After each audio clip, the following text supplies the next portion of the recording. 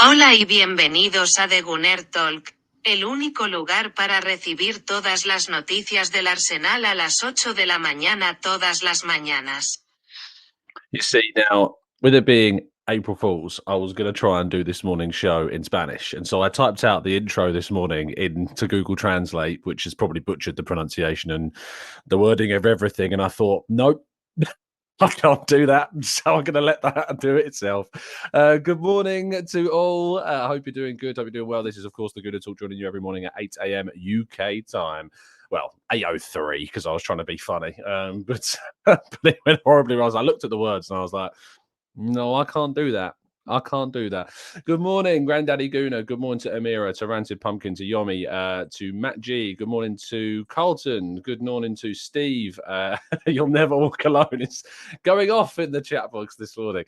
Kaiser, good morning. Olu, Nav, Peony Wing, good morning. We've got Blackshine and Martin and all the usual suspects in the chat box as well. It's going to be a shorter show today. It's only going to be around 10 minutes long. I've got a lot of stuff going on today. Of course, I'm going to be up at the Emirates a little bit later as well. So we're going to crack through all of the news very quickly, and then we're going to try and get 5 minutes of questions as well if we can. So are you ready?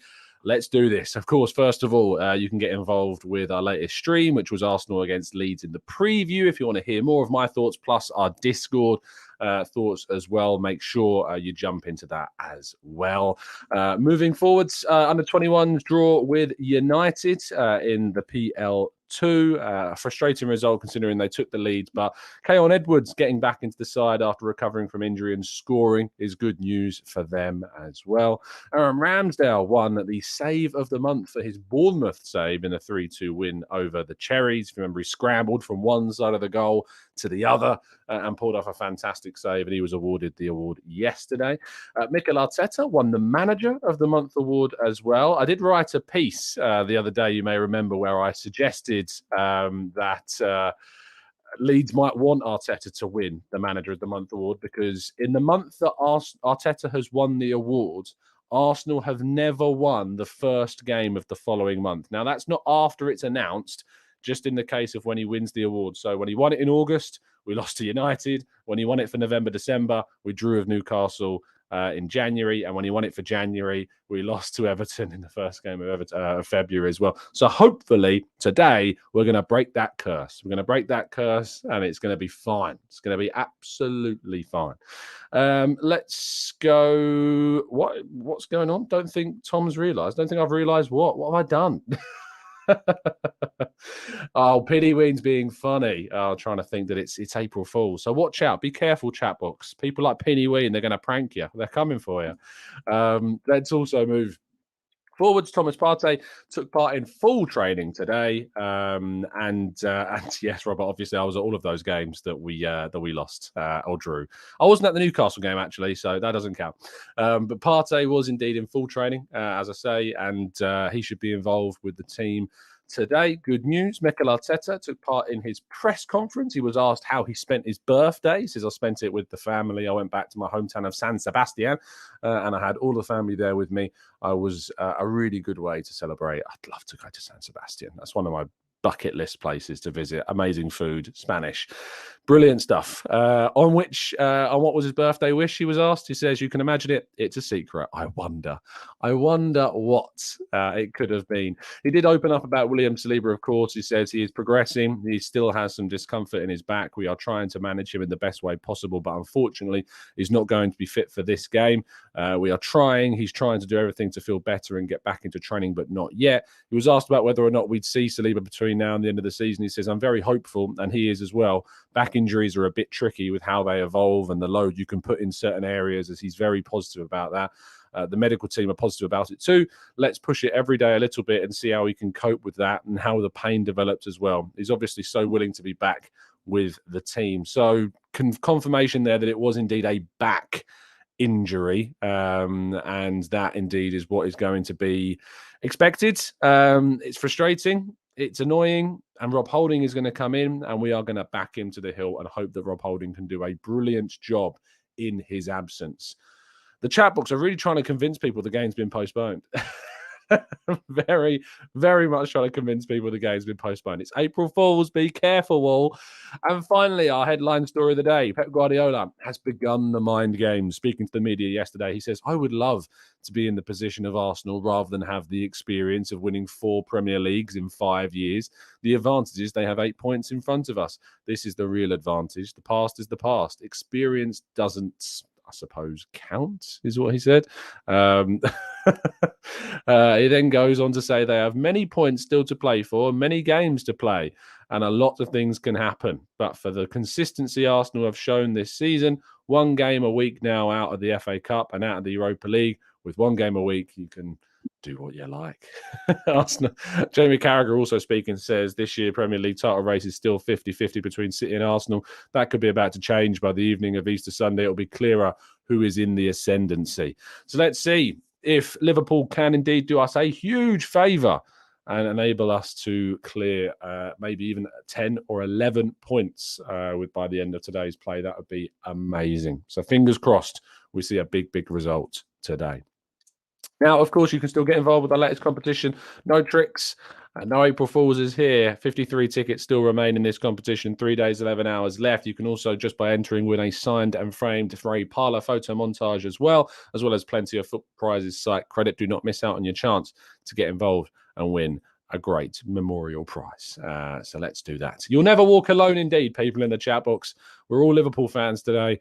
Okay, let's go to part 2 and go through your questions. We've got about 5 minutes. Shorter show today, so get them in quickly, rapidly, and we'll try and go through them as many as I can.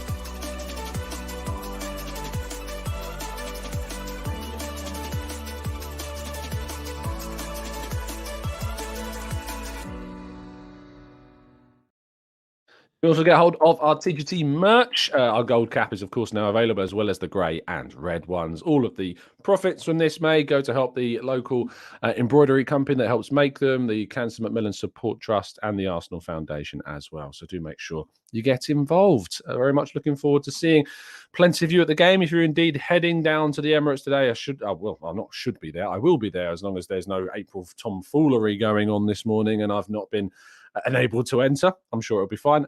If you are going to the game, the Emirates is opening up early today. You can get in, I believe, from around 12:30, maybe slightly before, so you can watch the Man City game as well. Although, I'm just realising now, Tim Stillman put this tweet out, so you can blame him if this is not true.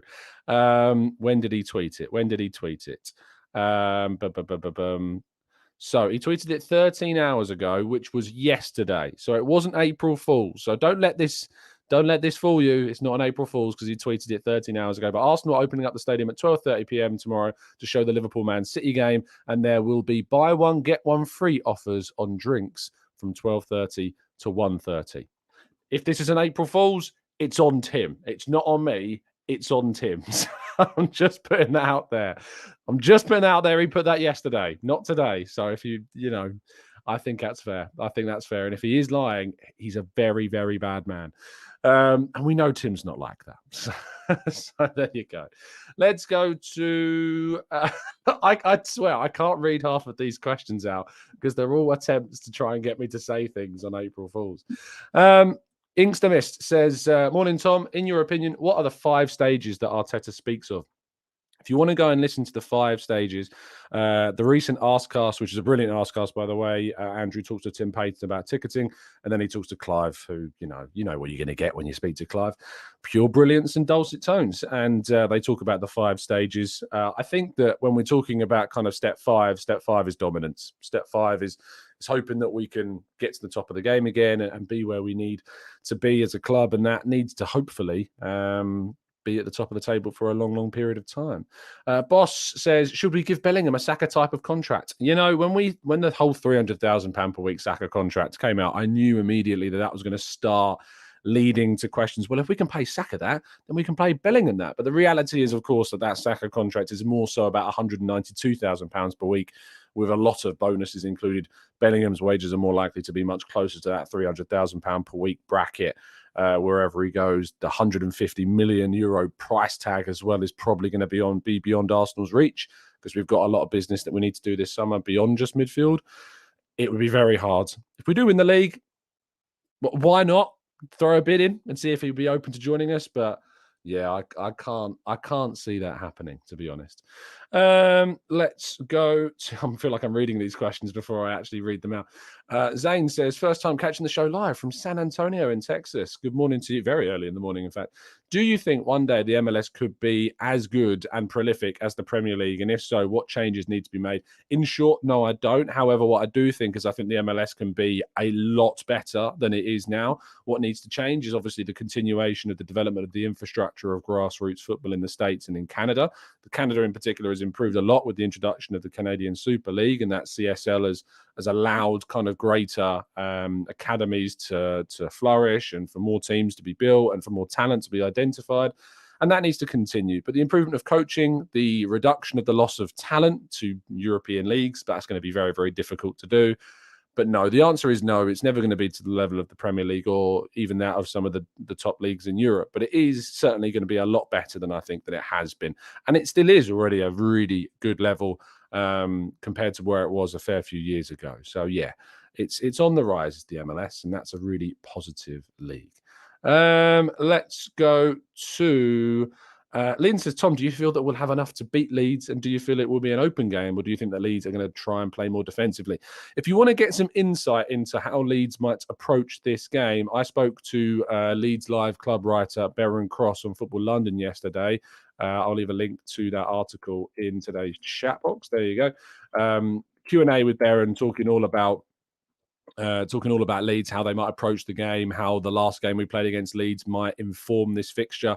So all of those things are discussed in that article. I recommend you go and read it, Lynn, and it might answer some of your questions about how we think Leeds might actually end up setting up for this one. Okay, we're going to wrap things up there. As I said, shorter show today, but thank you to those of you that have tuned in. Thank you to those of you that have enjoyed the effort that goes into putting on this show. Even when I've got a mad morning, still jumping into the show, still making a PowerPoint for you guys. So if you could drop a like on the video, that would be absolutely amazing. Do indeed subscribe if you're new, and I will speak to you tomorrow morning to round up, do a raw reaction show of today's game against Leeds, keeping those fingers very firmly crossed that, of course, that we're going to be able to see Liverpool get a win or a result at least against Man City, and that we can go into the Liverpool game after they've played Chelsea midweek with a great amount of momentum from a win today. That would be fantastic. Let's see. Thank you so much, guys, for tuning in. I'll see you again very, very soon. Have a fantastic day. And as always, up the Arsenal. Happy April Fools.